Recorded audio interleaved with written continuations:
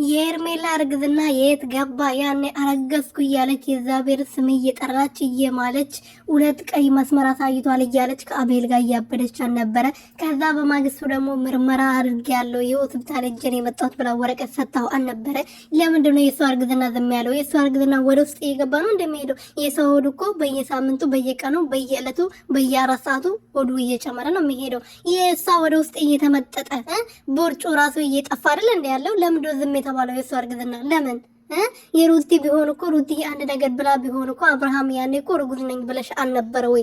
እሷ ከዚህ በኋላ አንገናኝም ተባብሎ የመጨረሻ ቪዲዮ ሰርተናል። አንቺም የራስሽ ኦዲየንስ አለሽ፣ እኔም የራሴ ኦዲየንስ አለኝ። ከዚህ በኋላ አንገናኝም። ኤርሜላም እንደዛው የራሷ ኦዲየንስ አላት። እንሰራለን። አንቺም በራስሽ ስሪ፣ እኔም በራሴ እሰራለሁ። አንገናኝም ብሎ ቪዲዮ ሰርቶ ይላል እንዴ። በማግስቱ ደግሞ የሩታ እርግዝና እሷን የሚያገኝበትን ምክንያት ሲፈልግ የእሷን እስከ እሷ ጋር ቪዲዮ የመስራት ምክንያት ሲፈልግ አይደል እንዴ ተመልሰው ሄደው ያንቺ እርጉዝ ነኝ ብለሽኝ ነበር እንግዲህ ካልሽ ስንት ጊዜሽ ነው? ኦዲሽ አይገፋም ወይ አይጨምርም ወይ ብሎ ሲያፋጥታት የነበረው ለምንድን ነው ኤርሜላ ዝም የተባለው?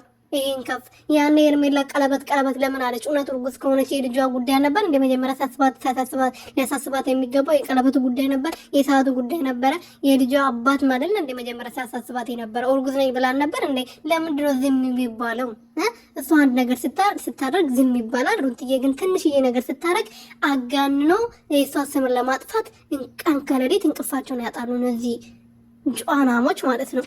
ሰላም ቤተሰቦች እንዴት ናችሁልኝ? እኔ በጣም ደህና ነኝ፣ እግዚአብሔር ይመስገን። በያላችሁበት ሰላማችሁ በዘት ትርፍርፍ ይበልልኝ። ለዚህ ቤት ለዚህ ቻናል አዲስ የሆናችሁ ሰብስክራይብ፣ ሼር፣ ላይክ እያደረጋችሁ ቤተሰብ እና ምን ልላችሁ ፈልጌ ነው መሰላችሁ? የሄርሜላ እርግዝና የት ገባ? እሷ ሩትዬ ያን ነገር ስታረግ በጥፊ እየመታሹ ባልሽን ዕቃ እያሳጠብሽ ምናምን እያላችሁ ሌላ ነገር ታሪክ ትፈጥራላችሁ። ትምታው በደንብ አድርጋ ትቀጥቅጠው። እሱ ስነ ስርዓት ከሌለው አንቺ ጋር መጥቶ የሚለከስከስ ከሆነ ምን ብላ እንድትቀበለው ፈልገሽ ነበረ? አንቺ እንደዛ ነሽ። ባልሽ የተማሻሽ ገዳሜ ሲል መተሽ እንኳን ደህና መጣለኝ በላለ ደንጣ ብለሽ ትቀበያለሽ። እንደዛ ከሆነሽ አንቺ ነሽ ርካሿ። ገባሽ አይደለ? ሩት አይደለችም።